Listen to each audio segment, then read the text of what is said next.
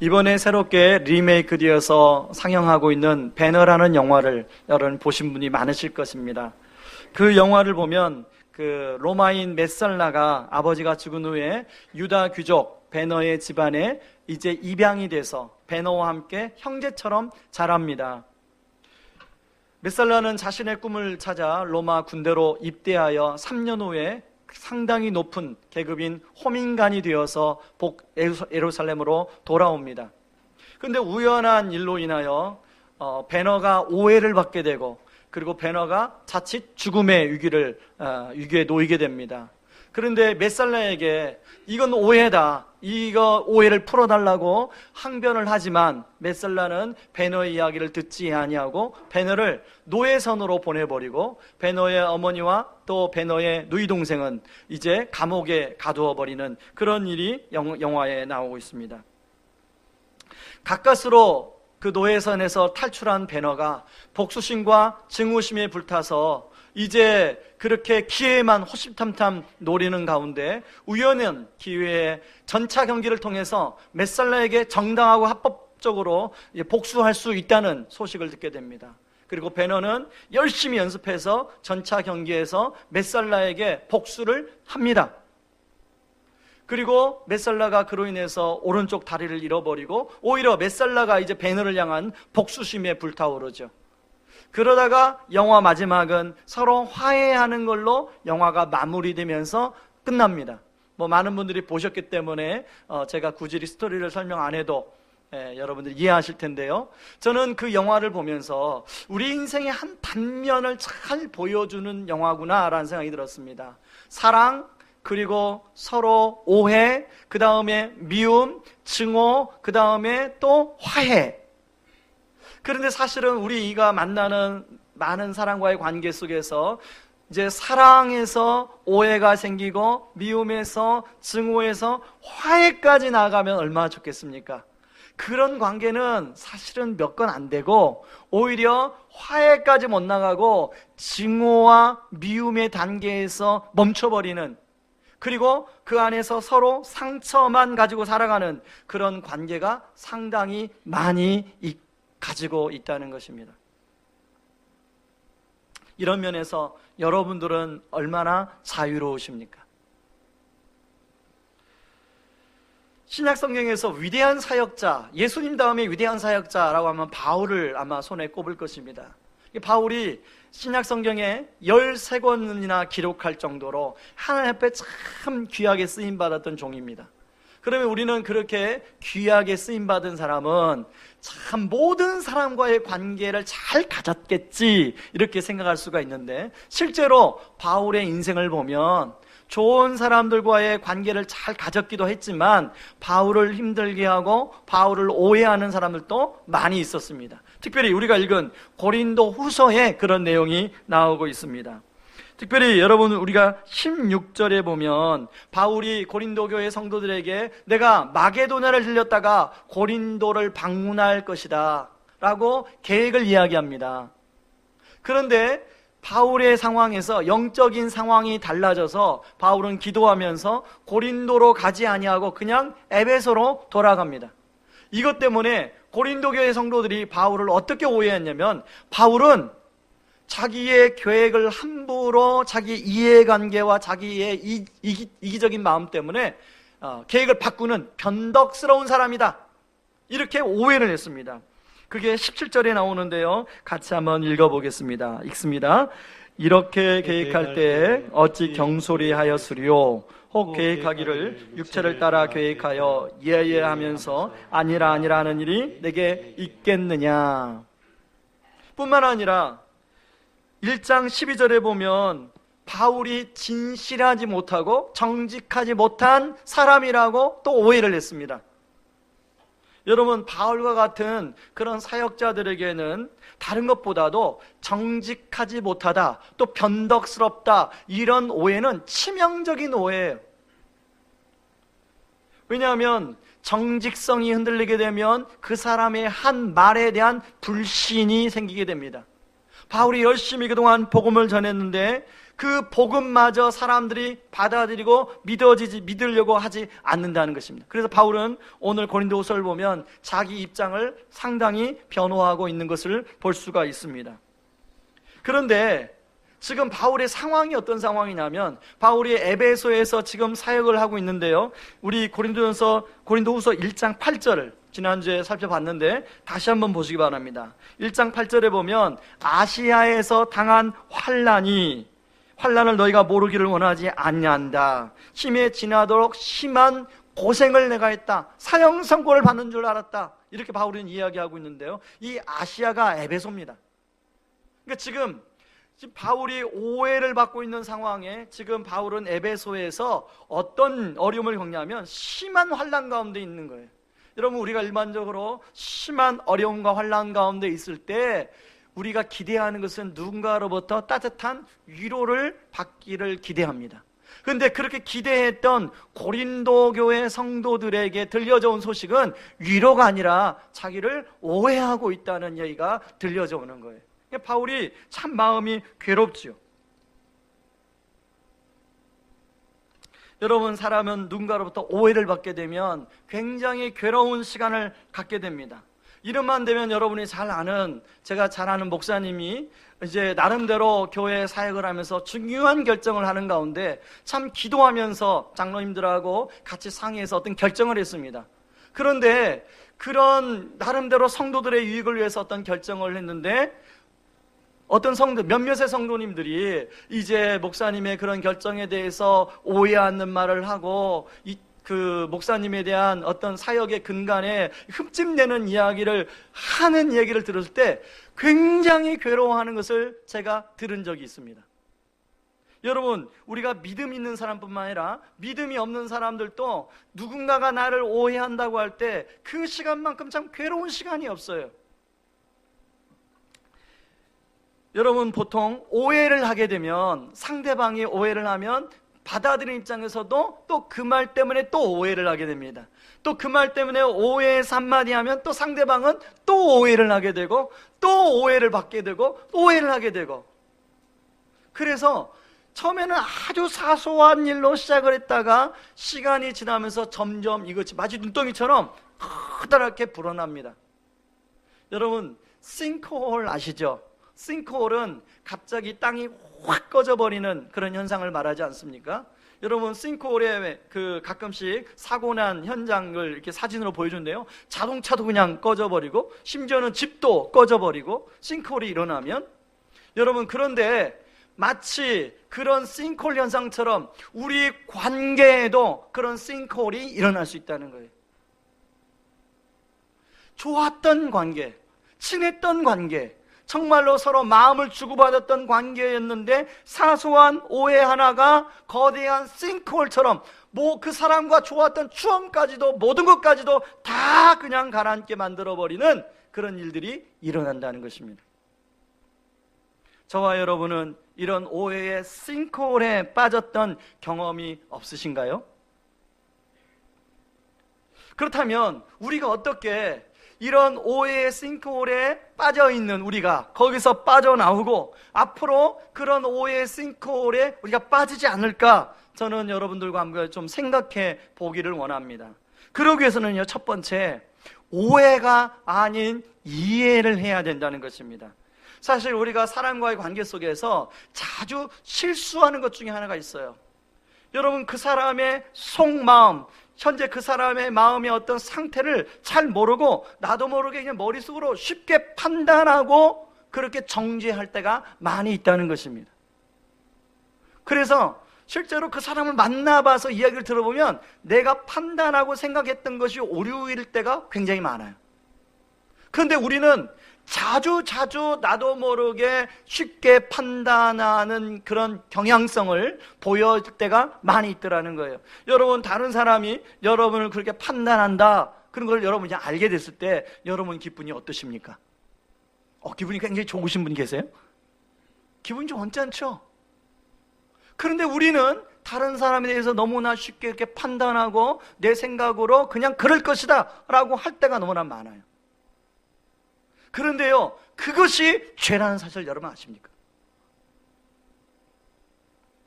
고린도 성도들 역시도 바울이 계획을 그렇게 바꿨는데, 바울이 그렇게 고린도로 가려고 하는 계획을 바꿨을 때는 뭔가 그럴 만한 사정이 있을 것이다. 바울의 얘기를 들어봐야 알잖아요. 근데 바울의 얘기를 들어보지도 않고, 바울은 변덕스러운 사람이야, 바울은 정직하지 못한 사람이야, 바울은 신실하지 못한 사람이야 라고 오해를 하고 바울을 힘들게 하고 있더라는 것입니다.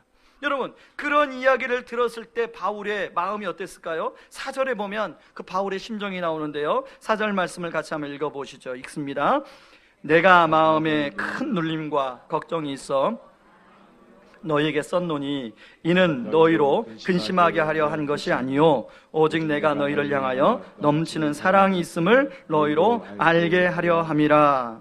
여러분, 바울, 자기들에게 복음을 전했던 바울의 마음을 굉장히 힘들게 했어요. 그런데요, 여러분, 놀라운 것은 그렇게 오해를 받아서 굉장히 본인이 힘듦을 당했는데 바울은 오해의 싱크홀에 빠져 있지 않더라는 것입니다. 여러분, 오해를 받으면 아까 말한 것처럼 상대방도 오해를 하고 또 오해를 받고 오해를 하고 이런 오해의 싱크홀에 빠졌는데, 바울은 그런 논리에 지금 휘말려 들어가지가 않아요. 고린도 교회 성도들은 오해하고 그 때문에 심지어는 굉장히 눌림이 있고 힘든데 오해의 싱크홀에 빠지지 않다는 거죠. 바울은 오해를 받기 전에도 고린도 교회 성도들을 생각하면 영적 아비의 심정으로 고린도 교회 성도들을 대했어요. 어떻게 하면 고린도 교회 성도들이 그리스도 안에서, 복음 안에서, 믿음 안에서 잘 자라고 성장할 수 있을까, 이런 마음으로 고린도 교회 성도들을 대했습니다. 근데 그런 오해를 하고 있다는 소리가 들려져 왔어요. 그러면 여러분 같으면 어떻겠습니까? 아니, 괘씸하게 내가 어떻게 내가 지네들을 생각했는데 나한테 그럴 수가 있어? 여러분이 그렇게 앉아있지만, 여러분은 그렇게 안 하실 거죠, 그죠? 자, 근데 오늘 본문은 바울은 그렇게 오해를 받은 후에도 변함이 없어요. 그것을 고린도후서 1장 24절을 보면 알 수가 있습니다. 같이 한번 읽어보겠습니다. 우리가 너희 믿음을 주관하려는 것이 아니요 오직 너희의 기쁨을 돕는 자가 되려 함이니 이는 너희가 믿음에 섰음이라. 여러분, 여기 믿음을 주관한다는 것은 믿음을 통제한다는 거예요. 여러분, 때로는 바울이 지금 훨씬 영적 권위가 있습니다. 그런데 고린도 교회는 바울의 복음을 받은 사람들이에요. 그렇기 때문에 바울이 그렇게 오해받을 때 너희들 이리 와, 내가 진짜 그래? 하고 이런 식으로 강제적으로 통제할 수 있는데, 바울은 그렇게 통제하지 아니하고 일편단심으로 너희 기쁨을 돕는 자가 되려고 하는 마음을 유지하고 있더라는 것입니다.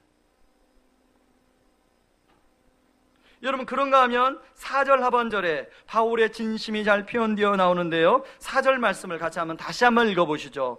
내가 마음에 큰 눌림과 걱정이 있어 많은 눈물로 너에게 썼노니 이는 너희로 근심하게 하려 한 것이 아니요 오직 내가 너희를 향하여 넘치는 사랑이 있음을 너희로 알게 하려 함이라. 바울은 지금 오해 때문에 자기가 굉장히 마음이 힘듦에도 불구하고 바울은 여전히 고린도 교회 성도들을 향하여 넘치는 사랑으로 그들을 대하고 있더라는 것입니다.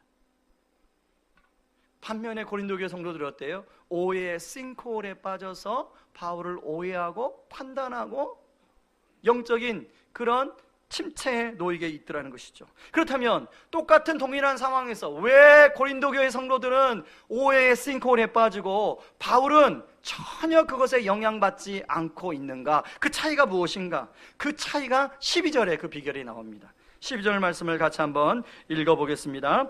우리가 세상에서 특별히 너희에 대하여 하나님의 거룩함과 진실함으로 행하되 육체의 지혜로 하지 아니하고 하나님의 은혜로 행함은 우리 양심이 증언하는 바니 이것이 우리의 자랑이라. 바울은 고린도 교회 성도를 향할 때 뭐라고 하냐면 내가 육체의 지혜로 하지 아니하고 하나님의 은혜로 대했다라고 이야기합니다. 여러분, 여기 육체의 지혜가 무엇인가에 대한 논란이 여러 가지 해석에 따라 각도가 있는데요, 하나님의 은혜와 대조가 되면 육체의 지혜는 하나님의 은혜가 아닌 의무적인 것, 또 형식적인 것, 그런 표현을 할 수가 있겠죠. 그러니까 바울이 고린도 교회 성도들을 대할 때 내가 의무적으로, 형식적으로 맡은 책임감 때문에 그렇게 대하지 않았다는 거예요. 바울은 처음부터 하나님이 자기에 주신 그 은혜에서 고린도 교회 성도들에게 어떻게 하면 이 하나님의 은혜를, 내가 받은 은혜를 흘려보내줄 수 있을까, 그런 마음으로 대하고 있더라는 것이죠. 여러분, 의무감과 책임감으로 어떤 일을 하게 되면 처음에는 어느 정도까지는 합니다. 그러나 쉽게 지치게 돼요. 만약에 보상이 주어지지 않으면, 내가 이렇게 의무감으로 책임감으로 어떤 일을 하는데 거기에 따른 보상이 제대로 주어지지 않으면 쉽게 화를 내게 됩니다. 그러나 하나님의 은혜로 시작을 하게 되면, 보상을 누가 해줘요? 하나님의 은혜가 끊임없이 보상해 주기 때문에 상대방이 어떤 반응을 할지라도 상대방의 반응에 따라서, 물론 사람이니까 조금은 영향을 받겠지만 다시금 제자리로 돌아와 하나님의 은혜 앞에 서게 되는 거죠. 그래서 하나님의 은혜가 공급되면 지치지를 않아요. 그런데요, 우리가 어떤 일을 봉사하고 어떤 섬길 때 사실은 처음에는 내가 기뻐서 시작할 때가 많아요. 하나님의 은혜 때문에 시작할 때가 많아요. 안 그렇습니까? 그런데 하다 보면 하나님의 은혜가 지속적으로 공급되지 않다 보면 나도 모르게 의무감으로, 책임감으로 할 때가 많이 있더라는 거죠. 예를 들면 여기 우리 찬양대 이렇게 봉사를 섰습니다. 찬양대 봉사를 하려면 아침에 8시 정도 와야 되죠. 8시 반. 여러분, 아침 8시 반에 사실은 여기 주부들이 나오는 게 쉽지 않아요. 남자들이야 그냥 일어나서 이렇게 얼굴 씻고 하는데 5분밖에 안 걸리지만, 주부들은 또 집안 해놓고 그 아이들도 챙겨놓고 그리고 연지꼰지 또 발라야 되고, 그쵸? 시간이 보통 1-2시간 정도 준비 시간이 필요해요. 쉽지 않습니다. 그런데 처음에는 감사해서 찬양대를 섰어요. 근데 그게 의무감으로 책임감하면 그냥 찬양대에 섰기 때문에 찬양은 하지만 마음에 진정한 감사와 은혜가 없는 거죠. 마찬가지입니다. 주차봉사도 마찬가지예요. 그리고 모든 봉사가 마찬가지. 여러분 직장도 마찬가지. 처음으로 신입사원을 뽑아줬어요. 요즘 시절에 정말 취업하기가 어려운데, 이 회사에서 나를 뽑아준 게 너무너무 감사해요. 하나님 할렐루야. 막 첫 번째 월급도 그냥 하나님께 막 헌금을 하고 그렇게 직장생활을 시작하는데요, 직장생활 1년만 해봐요. 아이고, 이놈의 직장 내가 못 다니겠다.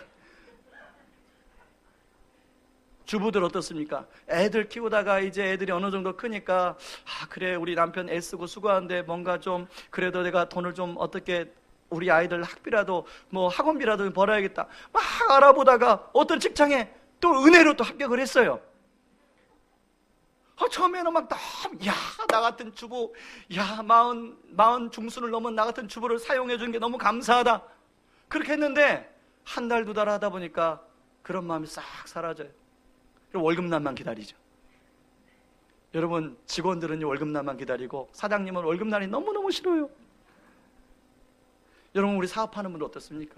하나님이 나에게 이 사업을 시작하기 위해서 너무너무 감사한데, 그런데 이제 1년이 지나고 2년이 지나면 그 감사가, 은혜가 사라져요.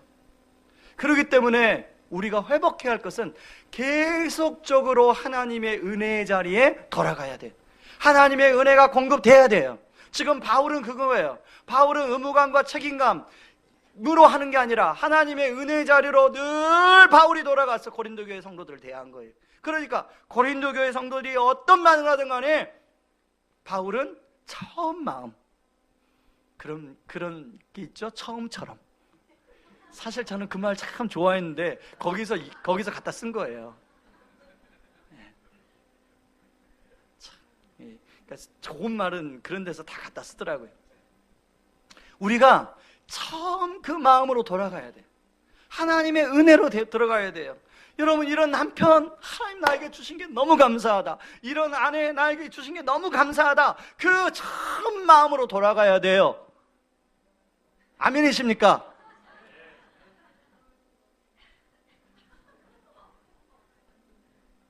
이제 더 이상 돌아갈 수 없으면 다시 좋은 사람 만나서 그런 마음으로 살아야 돼.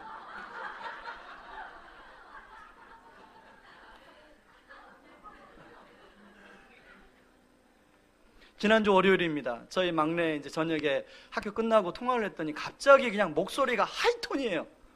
왜 하이톤인가 보니까 얘가 갑자기 열받은 거예요, 지금. 그 상황을 물어보니까 이제 명절 때 그 친척들이 용돈을 좀 줘가지고 교회에 이제 11조를 내고 이제 지갑을 가방에 넣어놓고 그냥 그 가방을 든 채로 학교 간 거예요. 근데 지갑을 열어보니 7만 원이 7만 원을 넣어놨는데 4만 원밖에 없는 거예요. 3만 원 누가 가져간 거야. 뭐 얘가 막 열받아가지고 막 이제 이 엄마가 이제 얘랑 통화를 하는데 그러니까 너 조심해야지. 막 그러니까 얘가 막 더 막 열받는 거죠. 그런데 얘가 더 열받은 것은 한 달 전에 똑같은 일이 있었어요. 그때는 5만 원을 가져가는데 참 그 친구도 가져간 친구도 얘한테 은혜를 베풀어 준 거죠. 그때도 2만 원만 가져가고 3만 원 남겼어요. 그러니까 이제 이 엄마가 야 그래도 은혜 아니냐? 그 친구가 다 가져갔어 봐. 그래서 이제 전화를 끊고 제가 곰곰이 우리 막내의 마음을 어떻게 좀 풀어줄까 그러다가 성령께서 저기 지혜를 주셨어요. 그래서 학원을 갔다가 밤 10시 정도 왔길래 제가 막내를 불렀습니다. 그리고 내가 오늘 위로해 주겠다. 그리고 피자를 불렀어요. 네.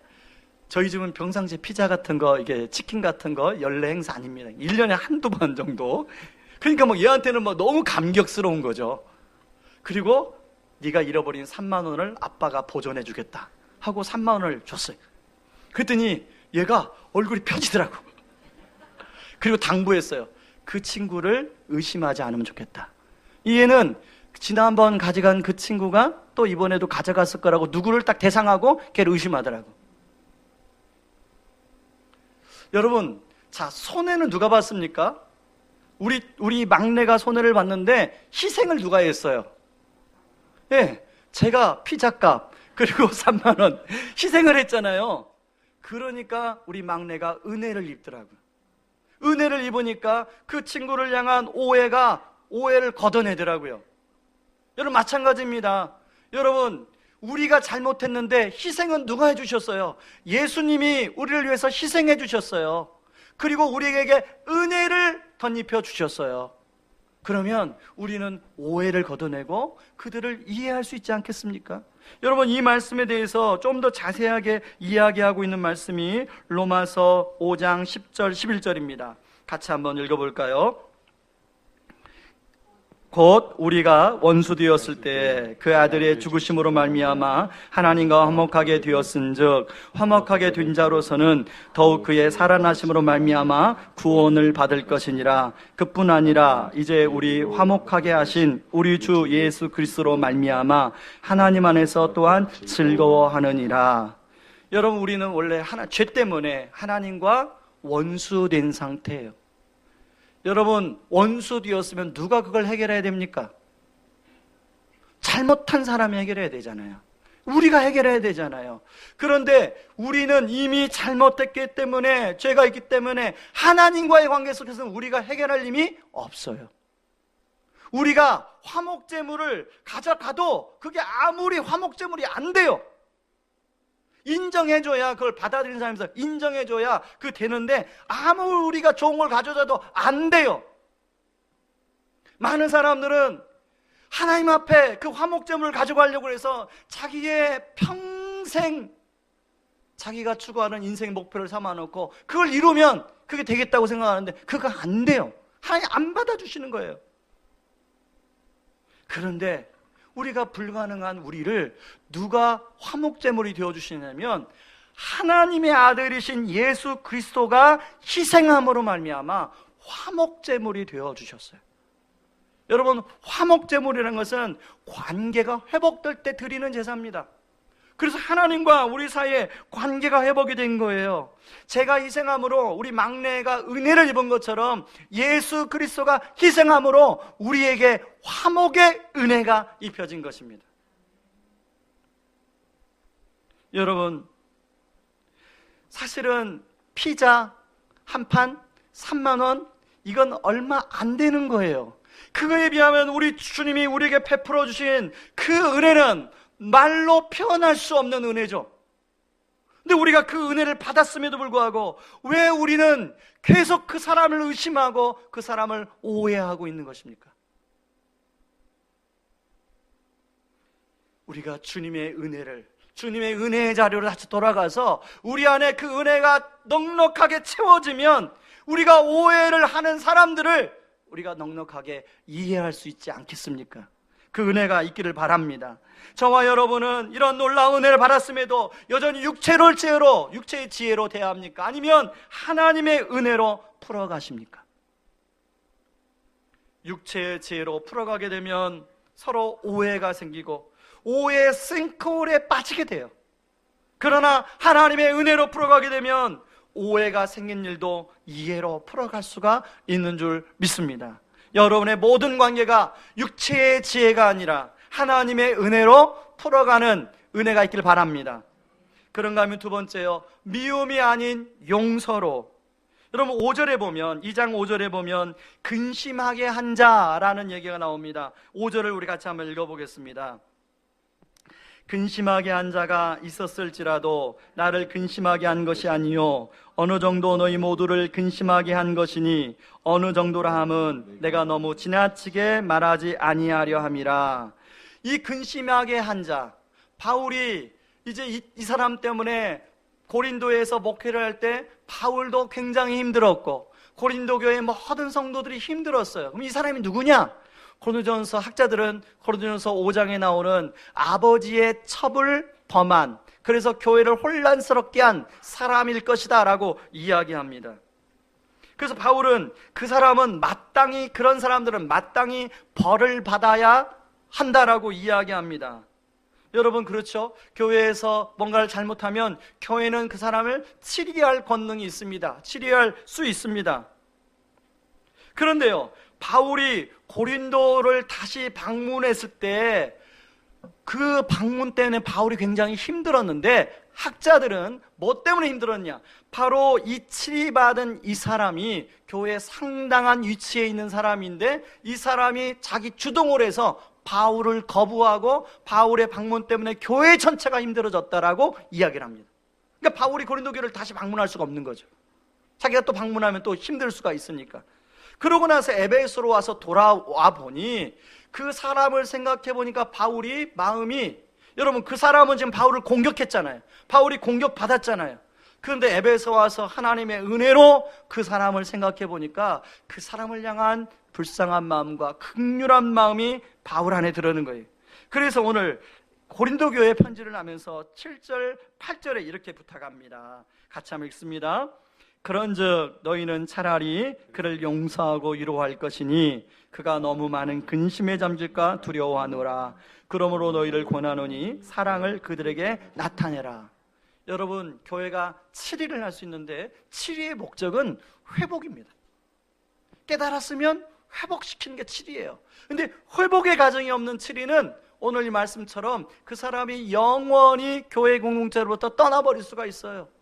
바울은 그걸 지금 걱정하고 있는 거예요. 그래서 그 사람이 깨달았으면 다시 너희들이 그 사람을 용서하고 그리고 위로하고 사랑을 베풀어라, 이렇게 부탁하는 것입니다. 바울의 이런 부탁은 바울 안에 이미 그 사람을 용서하고 있음을 보여주고 있는 것이죠.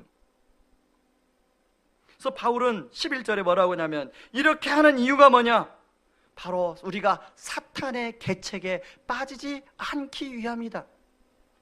여러분, 그러니까 우리가 오해의 싱크홀에 빠지는 것이 뭐냐? 그게 뒤에 영적인 문제라는 거예요. 사탄이 자리 잡고 있는 거죠. 여러분, 사실 용서하는 것이 쉽지 않잖아요. 사람을 용서하는 거 정말 쉽지 않아요. 그런데요, 바울이 여기서 중요한 얘기를 합니다. 내가 그리스도 앞에서 용서했다고 얘기해요. 여러분, 앞에서 말씀했던 영화 배너, 저는 그 영화를 보면서 굉장히 인상적이었던 부분이요, 배너가 복수심과 증오심으로 불타 있을 때 배너의 아내가 배너를 설득하는 장면이, 뭐라고 설득하냐면, 여보, 그렇게 증오한다고, 그렇게 복수심에 칼을 겨눈다고 당신의 마음이 편해? 당신 복수는 또 다른 복수를 낳는 거야. 증오는 또 다른 증오를 낳는 거야. 증오심과 복수심을 버려. 이제 우리랑 같이 편하게 살자. 베너가 그 말을 듣지 않아요. 그리고 결국은 베너는 복수심에 불타서 전차 경기에 나아갑니다. 그리고 자기가 위험한 순간을 잘 극복하고 메살라와의 경기 속에서 승리를 해요. 메살라가 보기 좋게 전차가 박살나면서 부상을 당해서 오른쪽 다리가 잘려나가죠. 그러면서 베너가 쾌재를 불러요. 그리고 경기가 다 끝났어요. 어마어마한 상금을 받았어요. 여러분, 그럼 좋아야 되잖아요. 제가 복수를 하고 어마어마한 상금을 받았으니까 좋아야 되잖아요. 자기의 그리고 오해도 풀렸어요. 누명도 풀렸어요. 이게 좋아야 되잖아요. 근데 베너 안에 공허감과 허무감이 몰려와요. 그런 찰나에 우연한 기회에 예수 그리스도의 십자가에 못 박히는 장면을 베너가 보게 됩니다. 그리고 그 순간 카메라는 베너의 오른손을 비춰요. 베너의 오른손에 돌을 쥐고 있는데 그 돌을 놓는 장면을 카메라가 클로즈업해서 보여주고 있습니다. 그 영화 안 보신 분 있다면 영화 보실 때 그 장면 한번 보시기 바랍니다. 저는 그 돌이 뭘 상징할까? 베너 안에 오랫동안 갈고 갈았던 복수심의 돌이에요. 증오심의 돌이에요. 그걸 예수 그리스도의 십자가 앞에서 그걸 내려놓는 거예요. 여러분, 오늘 바울이 말하는 그리스도 앞에서 용서한다는 게 그런 거 아닐까요? 9월 추천도서였던 폴 마이어의 용서의 심리학이라는 책이 있습니다. 폴 마이어가 그 책에서 이렇게 얘기합니다. 용서는 나를 위해 하는 것이다. 그리고 용서는 의지이고 선택이다 라고 이야기합니다. 용서할 수도 있고 용서 안 할 수도 있다는 거죠. 폴 마이어가 자기의 가정사를 고백합니다. 자기는 아버지가 있는데 그 아버지는 조금만 감정이 뒤틀어져도 절대로 사람들을 용서하지 않는 그런 성격의 소유자. 그런가 하면 어머니는 그런 아버지와 살면서 끊임없이 아버지를 포용하고 용서하고 받아주는 그런 어머니. 그래서 자기는 어머니의 방법을 택하게 되었다라고 고백하고 있습니다. 폴 마이어가 목사가 아닙니다. 비즈니스맨이에요. 자기가 성공적으로 이뤘던 사업장 친한 친구에게 그걸 다 빼앗기고 맙니다. 친구가 배신해서. 그런데 폴 마이어가 그 친구를 용서해요. 그리고 몇 년 만에 폴 마이어가 다시 재기를 하는데요, 폴 마이어가 그렇게 말합니다. 내가 재기할 수 있었던 것은 그 친구를 용서할 수 있었기 때문이다. 폴 마이어는 자기 아버지가 병에 걸려 죽었는데요, 자기 아버지가 이른 나이에 병에 걸려 죽은 것은 사람들을 용서하지 않았기 때문이다. 결국은 용서는 나를 위해 하는 것이다 라고 이야기를 하고 있습니다. 여러분 여전히 마음속에 베너처럼 우리 안에 용서가 안 되는 누구를 향한 미움과 증오의 돌을 움켜잡고 있으십니까? 여러분, 그 증오의 돌을 이제 사람들에게 던져봐도 정말 내가 던지면 그 사람이 맞으면 속 시원할 것 같은데, 여러분, 베너처럼 공허감과 허무감에 사로잡힐 수밖에 없어요. 그렇기 때문에 이제 그 증오의 돌을 예수 그리스도의 십자가 앞에서 여러분이 손에서 내려놓으셔야 돼요. 그리고 용서를 한 선택을 여러분이 하시기 바랍니다. 그럴 때 용서는 누구를 위한 것이라고요? 바로 나를 위한 것이. 그럴 때 하나님이 나에게 새로운 은혜를 공급해 주시고 새롭게 살아갈 힘을 주시는 줄 믿습니다. 여러분, 그런데 이게 쉽지 않죠?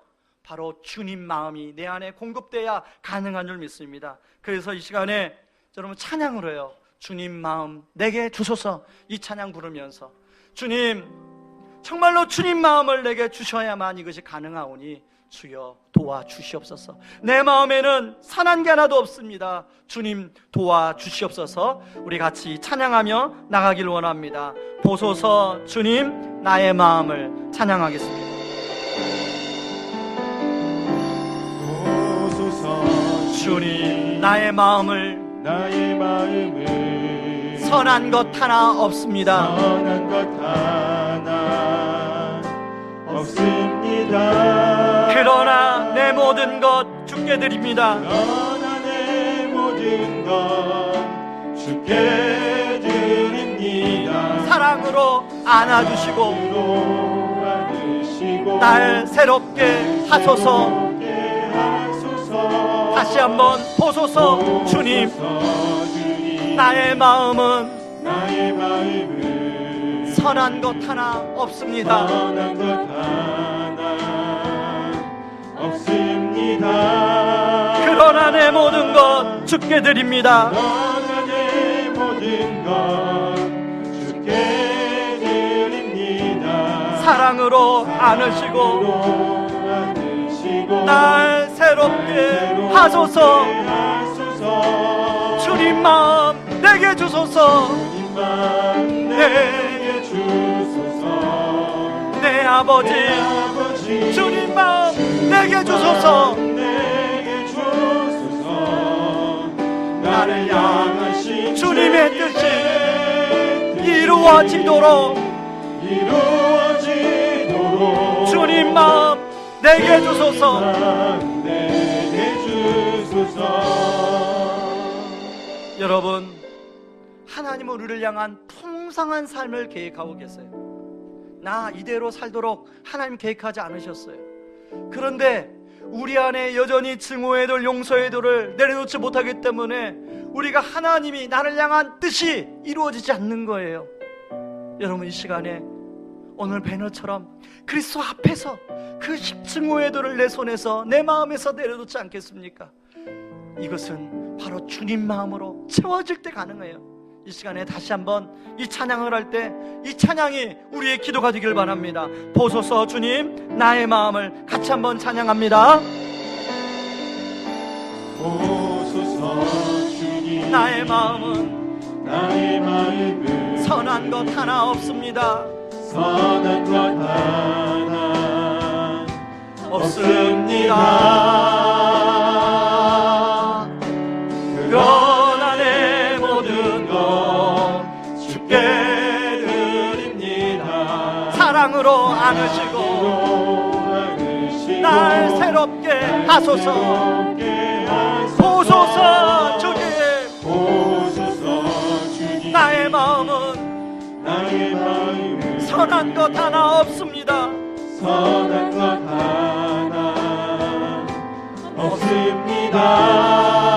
그러나 내 모든 것 주께 드립니다. 사랑으로 안으시고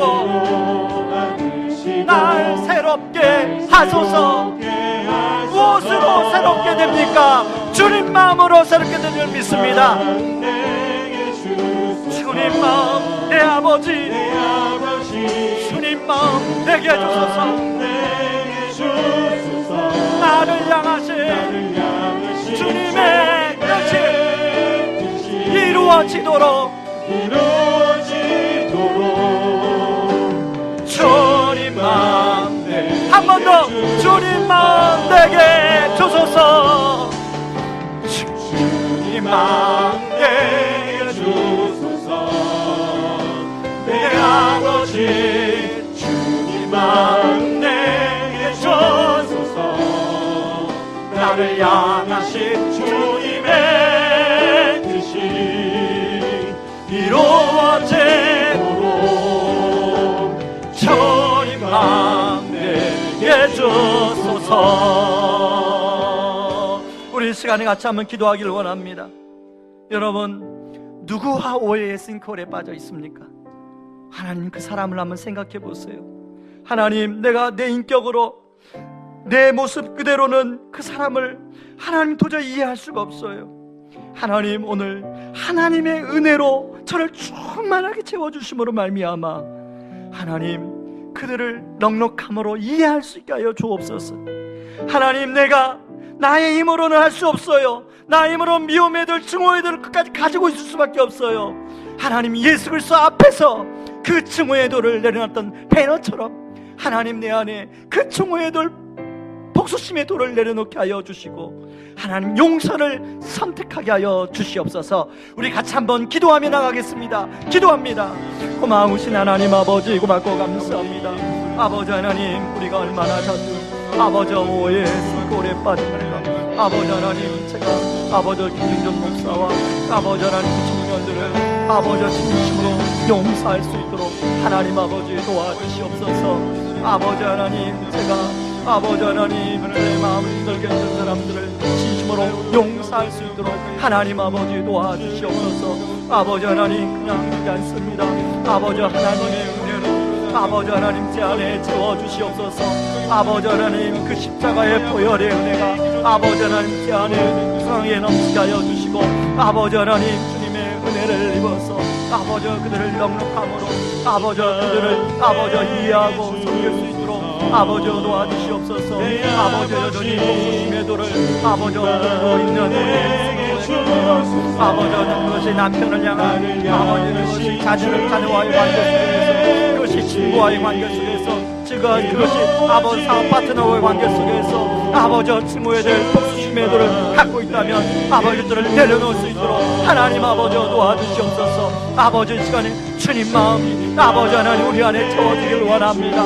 아버지 주님 마음으로 아버지 우리 안에 가까이길 원합니다. 아버지 그 마음이 온전히 채워질 수 있도록 하나님 아버지 도와주셔서 아버지 쪽으로 아버지 용서를 대하고 용서의 역사가 일어날 수 있도록 하나님 아버지 도와주시옵소서. 주님 마음 내게 한 번 더 주님 마음 내게 주소서. 주님 마음 내게 주소서. 내 아버지 주님 마음 내게 주소서. 나를 향하신 주님의 뜻이 이루어지도록 주님 마음 내게 주소서. 내 영혼이 확정되고 확정되어 싸우니 내 영혼이 확정되고 확정되어 싸우니 믿음의 눈 들어 주를 바라봅니다. 우리 다같이 일어나서 찬양하겠습니다. 확정되고 확정되어 싸우니 믿음의 눈 들어 주를 바라보. 한 번 더 내 영혼이 확정되고 확정되어 싸우니 영혼이 확정되고 확정되어 싸우니 믿음의 눈 들어 주를 바라봅니다. 내 영혼이 확정되고 확정되어 싸우니 믿음의 눈 들어 주를 바라봅니다. 주를 찬양할 때 주를 찬양할 때 주의 나라 그 영원한 나라 보게 하소서. 보게 하소서. 내 영혼이 내 영혼이 확정되고 확정되어 싸우니 믿음의 눈 들어 주를 바라봅니다. 내 영혼이 확정되고 확정되어 싸우니 믿음의 눈 들어 주를 바라봅니다. 하나님 아버지, 그렇습니다. 나의 힘으로는 오해의 싱크홀에서 빠져나올 수 있는 힘이 없습니다. 하나님의 은혜가 아버지 그리스도의 보혈을 아버지 그 은혜가 아버지 우리 안에 끊임없이 부어지게 하여 주시고 그 은혜를 경험하고 누리게 하여 주시고 아버지 하나님 그 은혜가 아버지 하나님 그 오해의 대상에게 흘러갈 수 있도록 도와주시옵소서. 아버지 나의 내 인격으로는 내 아버지 하나님 성품으로는 여전히 그 증오의 돌을 내 손에서 내려놓을 수가 없습니다. 되지 않습니다. 어떻게 그 사람을 아버지 내가 용서할 수 있겠습니까? 라고 생각할 때가 너무 많은데 아버지 하나님 그리스도 앞에서 그 십자가 앞에서 증오의 돌을 내려놓고 용서를 선택할 때 하나님의 뜻이 이루어진 줄 믿습니다. 우리 모든 성도님들 그 은혜가 있도록 도와주시옵소서. 지금은 우리를 죄에서 구원하시기 위해 자신을 친히 십자가에 내어주신 그 크신 우리 주 예수 그리스도의 은혜와 아들을 내어주면서까지 우리를 사랑하신 하나님의 다함없는 사랑하심과 지금도 우리를 위하여 친히 기도해 주시고 동행하여 주시는 성령님의 은혜가 오해의 싱크홀에 빠지지 않기 위하여 예수 그리스도의 은혜가 충만해짐으로 오해가 아닌 이해로 그리스도의 사랑을 덧입어 미움이 아닌 용서로 나아가기를 원하는 모든 성도님들의 삶 위에 이제로부터 영원까지 항상 함께 하기를 주의 이름으로 축원하옵나이다. 아멘.